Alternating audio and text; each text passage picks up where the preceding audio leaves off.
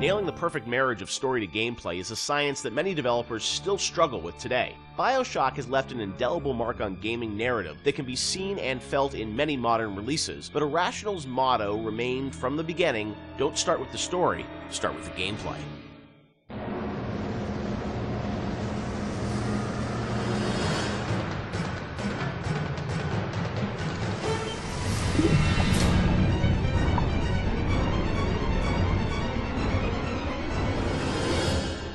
A lot of fans probably wonder about the process you go through in writing the story and the design for a game like Bioshock. You've talked about how it evolves over time and what eventually ships is very different than your initial vision. Do you guys write like a script or a design document for the game and that becomes sort of the Bible that everyone drives towards, or do you iterate much more?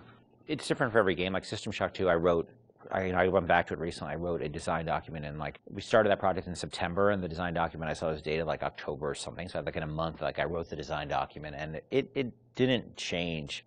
A lot of it, got expanded upon, but the basic design really didn't change on that. Where on Bioshock, I think it evolved in real time much more. We had a pretty substantial design shift, like a year before the ship date. For Bioshock? Bioshock, yeah. It got to be much more about the experience of being in Rapture than about being in your character sheet. And so the game evolved more towards that experiential kind of thing and making sure every idea was expressed in the world as well as just on your character sheet. So before you'd have a lot of things like, oh, I'm doing fire damage or electrical damage, but that was sort of a number flying off ahead versus, the whole notion of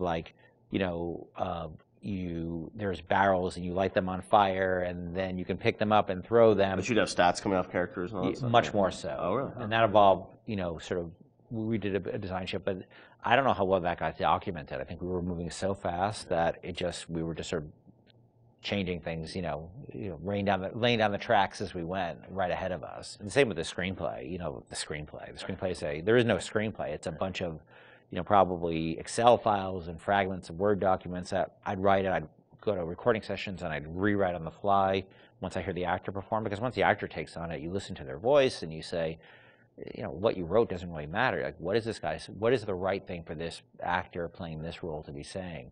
So I tend to do a lot of rewriting in the session. And then you have a bug late at night where somebody says, oh, this doesn't make any sense. And you're like, oh God, and you have to write a new audio log and try to get the actor back in.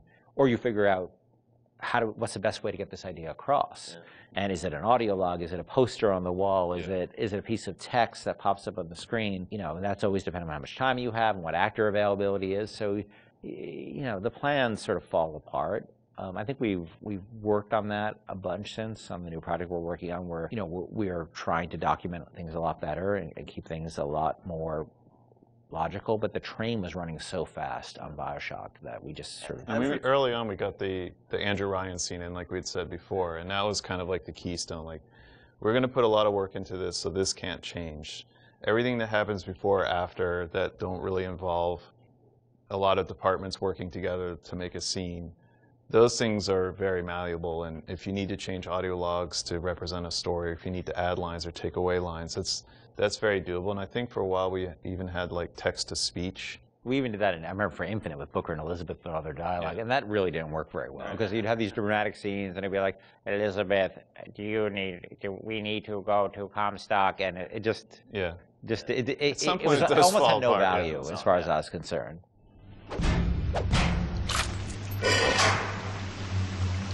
Atlas radioed on ahead. Says you were looking for an invite to the fisheries. Nuts, I say. But if your heads up to the Wharf Master's office and find old Peach on research camera, maybe I could manage an invite.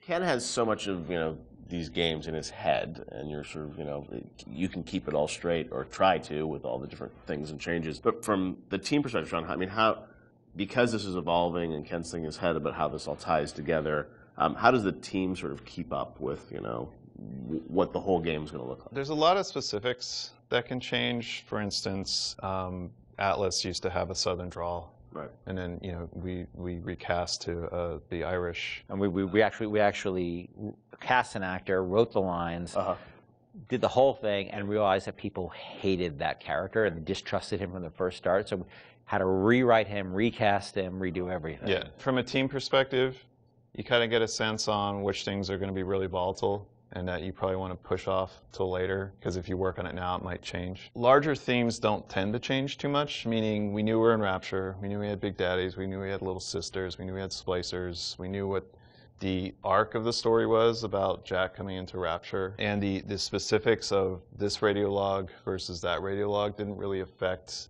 anyone outside the audio team at that time, because we could still build the environment. We still knew what the environment was. We still knew what the animations were. There are areas you learn just by working in the same space for a while that this scene, I'm not touching this yet because I know that it's going to get changed a lot. I think these themes are pretty nailed down, so I'm going to focus the team on getting these things done.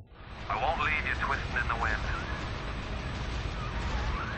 We're going to need to draw out of hiding, but you're going to have to trust me. The audio logs were, a great part of the game, and something that if you're a true fan, people really go in and listen to those and piece that all together. But I imagine there's a lot of work that goes into deciding, well, this is better for an audio log versus game dialogue, and there's the act of sort of cutting back and sort of saying, we need to be clear about what the narrative is for the game. What was that process like? The audio logs, were there things you added at the end, or were those, ideas that you had for the game, but then said, hey, maybe we'd demote these a little bit and make them audio logs? As Shawn was saying, there's sort of a hierarchy of expense that you have to face, and so any ideas you have to get across, especially as you start playing the game, you realize, well, this doesn't make sense, that doesn't make sense. You have to figure out how you can introduce that idea.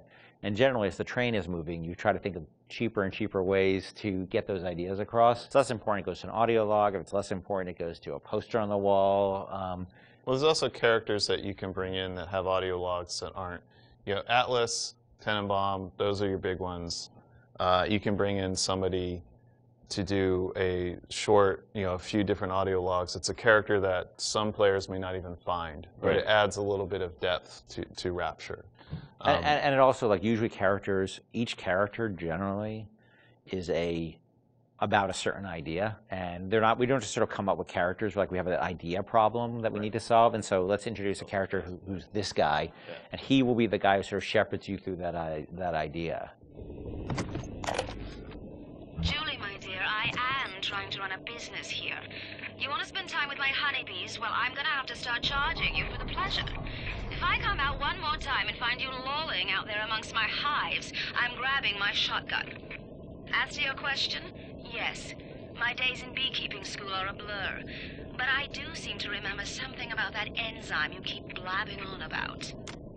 So as you're going through the game and, writing things, rewriting things, were there things with the original Bioshock that you've always been surprised that more people didn't pick up on, or was there something that, a connection to a character you thought was really going to resonate with people, which, didn't? Anything like that? No, it's the opposite.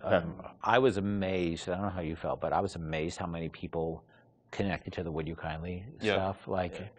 Because I think it was when I wrote that speech, I don't think anybody on the team was like, oh my God, this is really this or that. And I don't think I really had any sense that people were going to connect to it. I think we ended up sort of over time finding more ways to support the notion throughout the game. Yep. And I don't think I really, until I heard Pat put together the revelation moment, whereas where you had all the bits that Atlas had said to you in the past building up, and then there was a visual that went along with that. That's when I realized it was going to be a really powerful moment.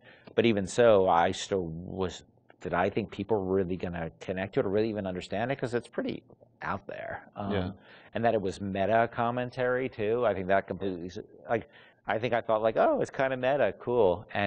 But people connected to it in a much bigger way. Yeah, the choice to age and everything, and also just, being able to kind of roll back and think of all those other moments throughout the game. And so, a great revelation like that, they're few and far between in games where you sort of then you want to play it again, you're just oh wow, really, that does all make sense, right? Yeah, I think as a team, we were definitely proud of what we had done. But up till that point, SWAT 4 was the biggest game that we worked on, and we had no expectation of that anybody would pick this up. Or even Bioshock cosplay. I remember the first cosplay I saw with the guy in the Big Daddy suit, and his little daughter was in the kitchen cabinet. I think that was the first one I saw. I was like, whoa, people know this stuff, that's insane. Yeah, people were building these outfits, and that only expanded with Infinite. I mean, that sort of went crazy with Infinite, with people cosplaying Elizabeth and Luteces and Booker. It meant a lot to people, and I don't think that's something we ever saw coming, and we're deeply grateful for it, because it's one thing to make a game and get good reviews and stuff like that. It's another thing to have things that people are having their weddings themed around it, and their tattoos and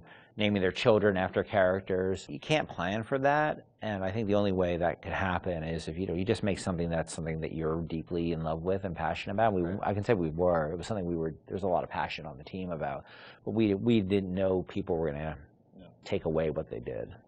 Would you kindly? Would you kindly? Powerful phrase. Familiar phrase. Would you kindly? Would you kindly get this? Would you kindly find that? Would you kindly find that? Would you kindly find? Would you kindly get this? Would you kindly head to Ryan's office and kill the son of a bitch? Part of the challenge with that, though, is when people love fiction so much and they dive into every word written in every audio log and try and connect all the fiction, make sure it all makes sense. Are there any things from that game that you sort of look back and say, like, oh wow, like we didn't explain this and we should have, or things that fans have misinterpreted over the years? There are things we think that we did that should have or shouldn't have been in the game. Like I was never a fan of having two endings, and I think that's what the publisher was asking you to sort of have a. That was the one thing that 2K, and they were very hands off. That was the one thing they insisted on, and it's not something I really thought was a good idea, because they're still limited, even though they're multiple. They're still limited, and so that was something that we ended up doing. One of the endings was far better than the other one. I mean, there's no. It's clear that I was much more interested in the happier ending with the little sisters than I was with the nuclear submarine ending. I'm sure part of it was the idea that if this game is, if you're making a choice throughout it, I'm sure when some people are like, oh well, then it has to be a payoff, right? Right. Except the game was really about lack of of choice. Not being a choice. So that always struck me as a tension that was weird, but look, at the end of the day, they were putting up a lot of money, and so I can't really complain. They weren't dictatorial at all during the development, so that was the one thing. But that's a game that I wouldn't have put the boss battle in, the final boss battle. Like we seem to end up doing that over and over and over again. Every time we start a project, I'm like, I'm never going to do that again. We're never going to do that again, and we end up doing it. Right. We're not good at boss battles, and that you're fighting that guy, and look, this is the naked dude. It just doesn't work. Totally makes sense.